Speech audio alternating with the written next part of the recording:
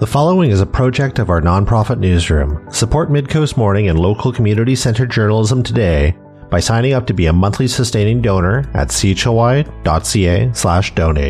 It doesn't take much money to support local news.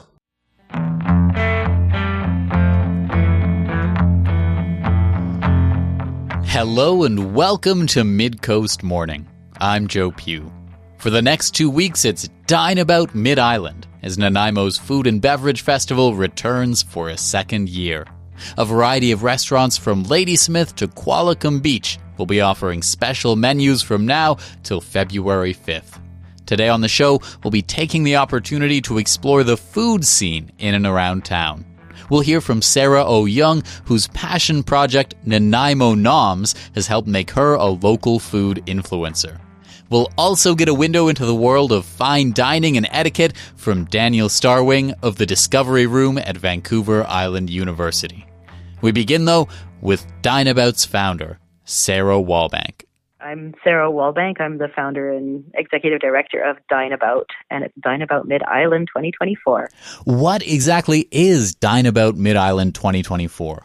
Well, Dine About is a great food festival for people to get out and dine and try something new or revisit the tried and true, essentially. So we have businesses everywhere from Ladysmith all the way up to Qualicum Beach. They're independent businesses that are preparing beautiful food and beautiful drinks that have also prepared extra special menus for the festival for new and regular guests to enjoy. The festival itself runs from January 17th to February the 4th, and you can check out the website dineabout.ca to look for the list of participating businesses, and they have their special offering menus online in PDF format that you can just click and read.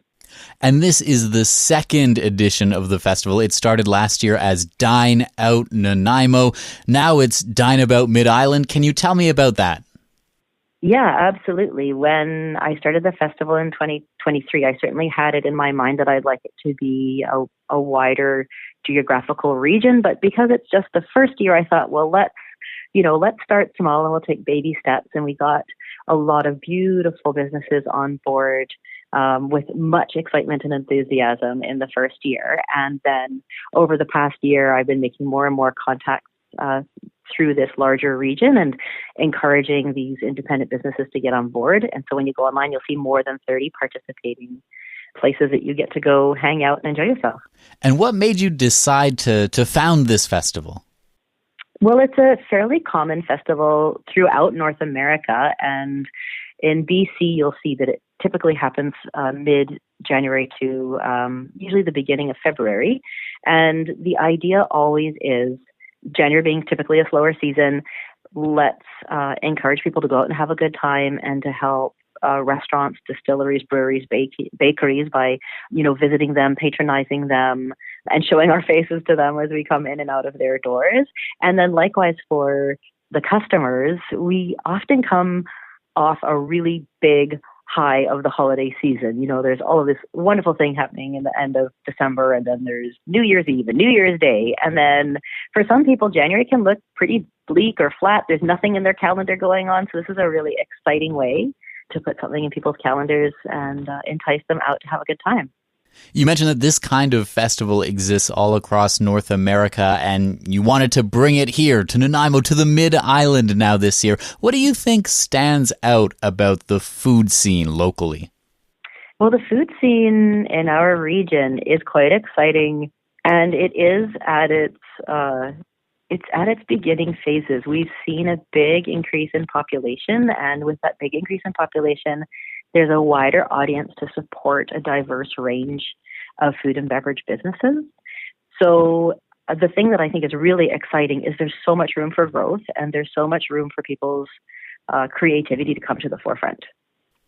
And I think everyone listening will have their own kind of favorite types of cuisine, own kind of favorite restaurants. I don't know, have you ever spent time living in other places, and do you compare maybe the different kinds of cuisine that are available in Nanaimo? Do you think the town has any maybe strengths when it comes to different types of food you can get?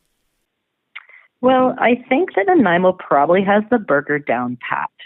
But there's a lot of growth in other cuisines as well at all levels. So casual dining, quick service, as well as dine and casual fine dining, and so on. So I think, in comparison with other towns or cities that might be more established, that there's this energy and vibrance here that sort of smacks of like creative sparkle, like just people are really pushing forward in terms of what they're able to create and how they're expressing themselves through food and drink. I imagine most people would have an idea that restaurants faced a ton of challenges throughout the pandemic as restrictions came and went. We're now just at the beginning of 2024. What's it been like for restaurants recently? Well, I think in the majority of 2023 that things were feeling quite bright. And for many people that I spoke with, there was a sense of optimism and normalcy. With the past few months, we've seen an increase in prices. The inflation is really taking its toll. So there is this sense of recalibrating what it means to do business and how to make food and beverage business make sense on all fronts, because everyone that's participating in this festival wants to provide value to their guests.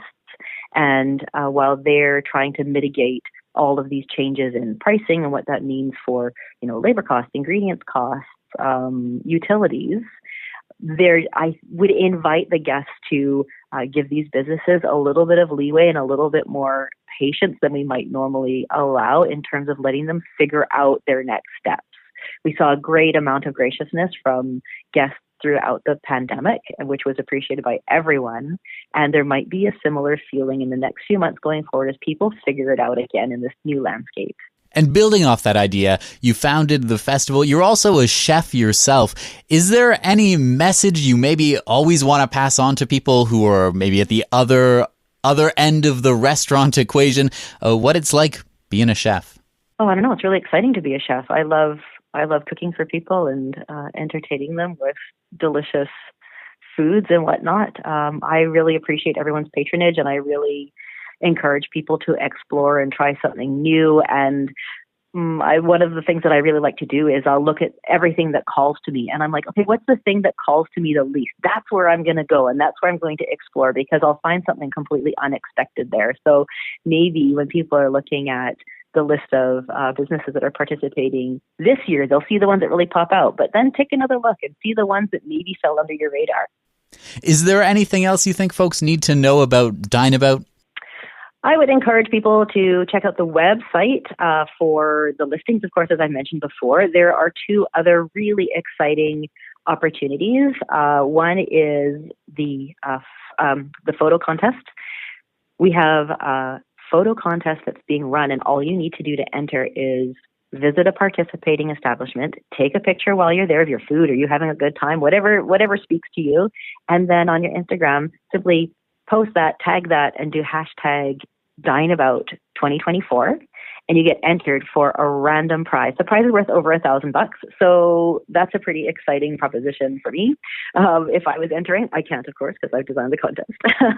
And then there's also radio giveaways daily in the morning on the Lounge, the Wolf, and the Wave. And then the other thing that's super exciting is starting next week, we'll have these wonderful table toppers at the participating restaurants. And Nanaimo Mitsubishi has thrown in a 2-night getaway in Victoria at a very nice hotel. So you'll be able to enter that competition as a separate entry. Well, Sarah Wallbank, thank you so much for taking some time to talk to me about Dine About. It's absolutely my pleasure. I wish you happy dining and lots of joyful experiences. Sarah Wallbank is the founder of Dine About Mid-Island. One location participating in the festival is the Discovery Room at Vancouver Island University. It's a full-service fine dining learning restaurant where students in both the culinary arts and hospitality programs are honing their craft while providing folks from the community with 3-course meals. To learn more, I spoke with Daniel Starwing. My name is Daniel Starwing, and I run the Discovery Room here at Vancouver Island University. And what is the Discovery Room doing special for Dine About Mid-Island? Well, we offer lunch and dinner here in the Discovery Room, so you can enjoy a 3-course dinner menu for $27, and you can enjoy a 3-course lunch for $22. Our offering really meshes with what Dine About is all about, and so these are things that you can actually enjoy on an ongoing basis. We've just improved things a little bit during Dine Out to make it even more exciting. So the Discovery Room is billed as Vancouver Island University's fine dining restaurant. What exactly makes something qualify as fine dining? That's a great question. And as the instructor for the Discovery Room, I may argue that fine dining is something that almost doesn't exist. But we have white tablecloths. And what we teach is a series of etiquette that's associated with service. So in terms of serving from the left and clearing from the right and going through a certain process with our guests, we take your cutlery away, we bring you clean cutlery for your next course. So all of those little details that make it into a really special and memorable experience. What's maybe the state of fine dining in both 2024 and here around Nanaimo? Well, I think that COVID was a time that really things changed very pivotally in terms of dining and people's perception of fine dining. I think that a lot of restaurants don't want to present themselves as fine dining because the association with that is that it's expensive. And so a lot of us like to try to present as a little bit more approachable, a little bit more casual, a little bit more fun. So if we're thinking about fine dining being the Ritz-Carlton, for example, I would say they probably execute fine dining in a very traditional fashion, whereas for us, we would call this West Coast fine dining here in Nanaimo. Can you tell me a little bit more about the folks who are working in the Discovery Room? Yeah, so the Discovery Room, one of the things that's really important to understand is that while we are, I like to use the word disguised as a restaurant, we're actually a learning laboratory inside the university. So when you come to the Discovery Room, it is a live classroom with class in session. And there are 2 instructors. One is myself, who's instructing the front of the house and the hospitality students. And the other is a culinary instructor who is instructing the culinary students. And so we have 2 groups of students, one from the Faculty of Management, one from the Faculty of Trades, coming together to create this dining-like experience for you when you come. And what kind of cuisine do you tend to offer? A lot of the time, it depends on the culinary instructor. So they bring all kinds of different backgrounds to them, depending on where in the world they worked. So we have, it can be Asian influence, it can be French influenced. It is very West Coast kind of French influence here in the Discovery Room because we're teaching a lot of classic sauces, a lot of really classic cooking techniques. So what we teach is based on the curriculum that the students need to learn, and that's what we prepare. And right now we're talking because it's the start of Dine About Mid-Island. Now all of these restaurants across Nanaimo and the nearby communities offering sort of special menus. As a training and learning facility, what motivated the Discovery Room to be a part of that?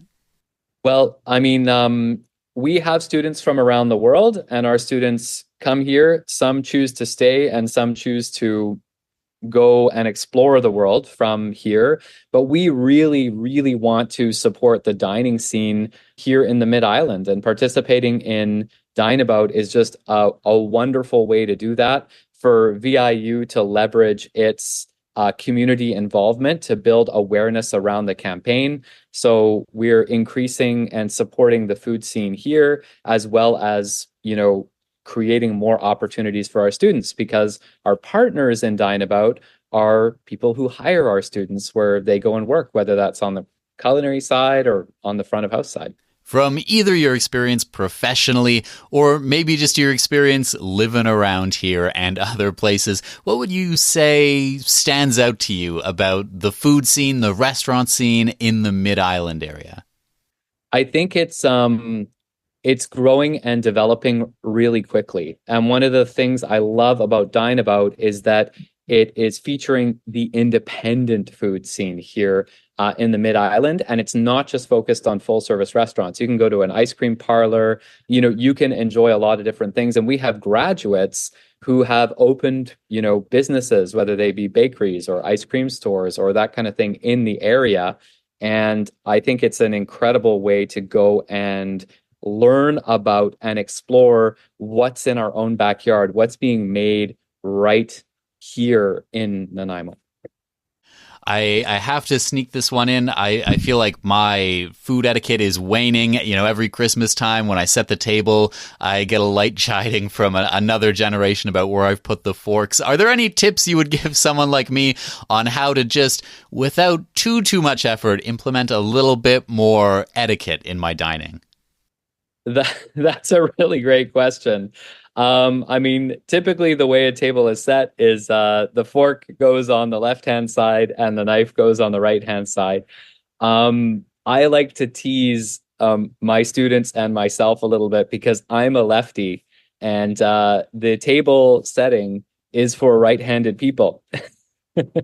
So you may be switching things around there as well. But I would say it's attention to detail in terms of etiquette. So, where things are placed is really important, and there are rules about that. But more than anything else is, does it look like you cared? Because the way that we set a table, the straightness of the cutlery, the fact that everything is clean and beautiful and crisp is a communication from the restaurant that says, welcome. It says, we care. It says you're going to come here and have an amazing experience. So whether you're doing that at home or whether you're doing that in a professional capacity, I would say just take that moment, line everything up so that it's all looking really shiny and beautiful and straight.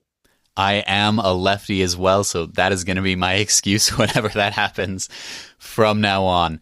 Is there anything else you think it's important to bring to the conversation today?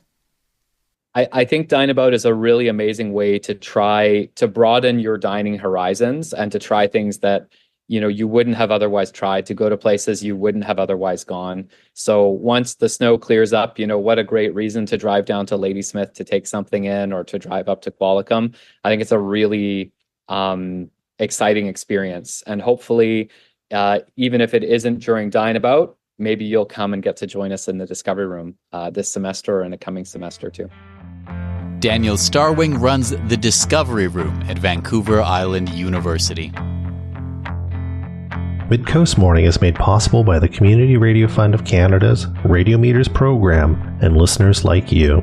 Support Midcoast Morning and CHLY's nonprofit newsroom today by becoming a sustaining donor at chly.ca/donate. Local news can't survive without your support. Another way to help us out is to share this show with your friends and tell them why they should support us. Finally, if you're listening to the podcast edition of Midcoast Morning, go and give us a positive review on Apple Podcasts or whatever podcast feed you use. It helps people find us. Today on the show, we're taking a look at the food scene in and around Nanaimo. Sarah O. Young is a self-described foodie. Her passion project, Nanaimo Noms, is an Instagram page where she shares photos of meals from local restaurants. Over the years, it's grown to have close to 7,000 followers and become a bit of a side hustle for her. To learn more about what it's like to be a food influencer in Nanaimo, I caught up with O Young at Shanghai City in Brooks Landing. My name is Sarah. I also go by Nanaimo Noms, the food blogger on Instagram and Facebook.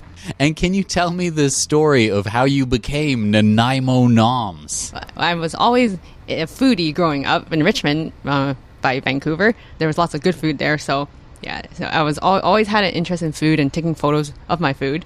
And then when I moved out here in 2015, I realized there was not many exposure to restaurants. No one is blogging about restaurants or taking picture of the food scene here. So I thought maybe naturally I wanted to explore what food we had here. So I would go around and dine out at different restaurants. And some friends were suggesting, I should start an Instagram page to document my food adventures in case other people have the same question. And that's how in 2018 I started my Instagram page and started casually posting. And fast forward to 2024. I have almost 7,000 followers on Instagram. And yeah, my Facebook page is growing as well. Yes, you didn't get there overnight. You mentioned it took years and years and years and years. What is a day in the life of Nanaimo Noms right now like, maybe? Oh, well, I do have a full-time job, surprisingly. Yeah, so I work as a pharmacist at the hospital here. That's my main job. And then usually sometimes, mostly on my days off on the weekends or after work, then I go to find my next food adventures. Like, where do I want to eat today? Then I do some researching and thinking, what do I want to eat? And then I go and eat. Do you remember maybe what the first kind of post you made, the first time you were blogging, what your first foray into that world was? Oh, I thought like, this is just for fun. Yeah, I didn't think too much about it. I was like, I'll just start posting. I think I posted a picture of a ramen. I'm like, here.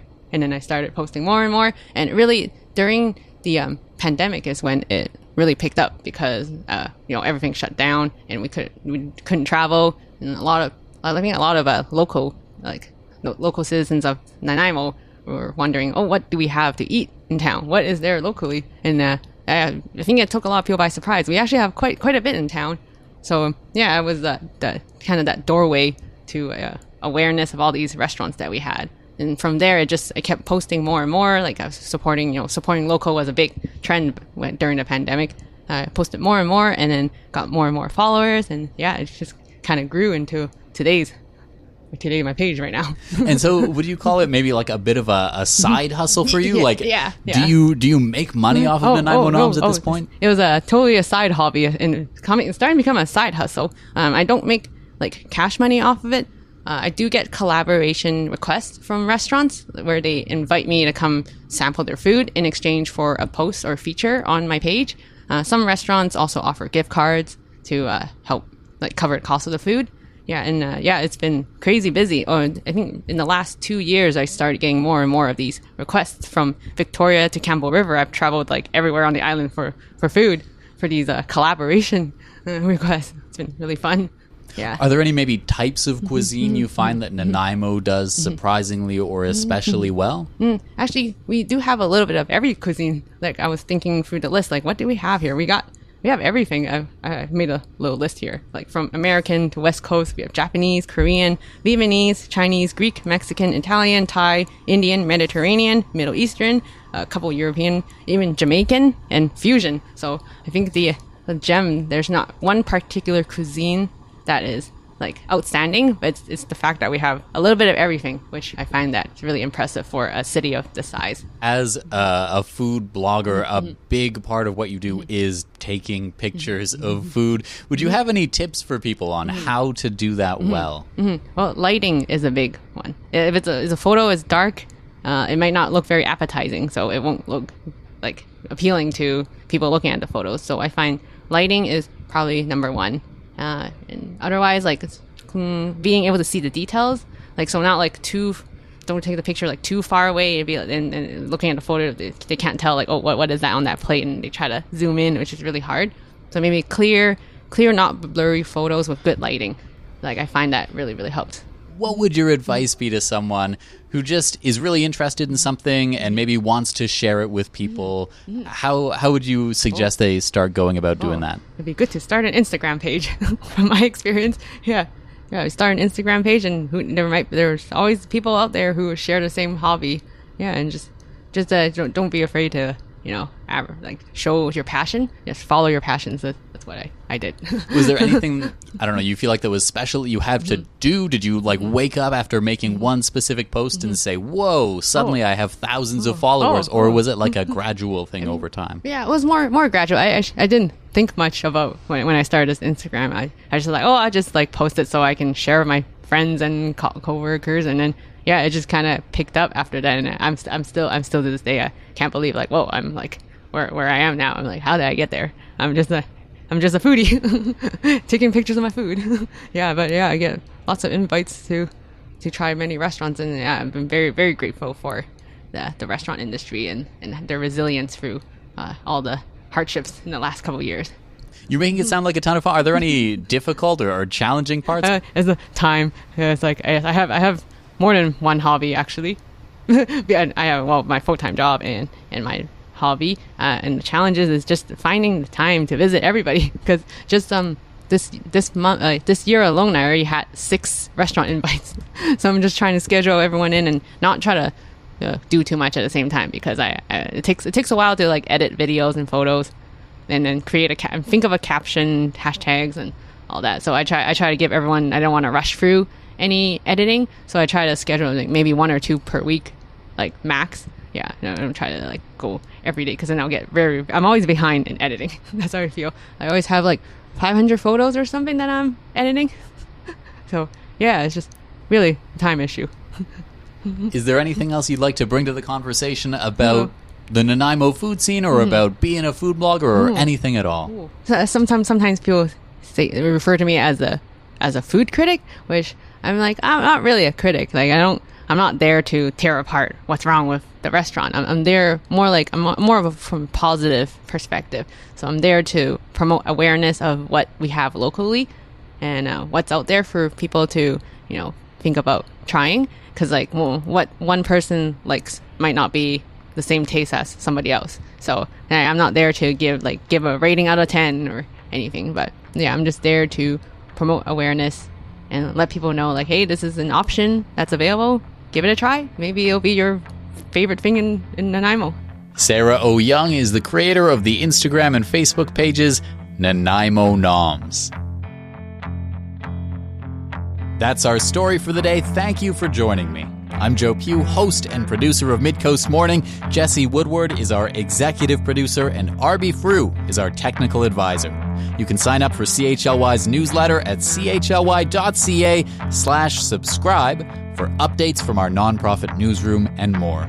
Our theme song is First One by local Nanaimo band Waste Management.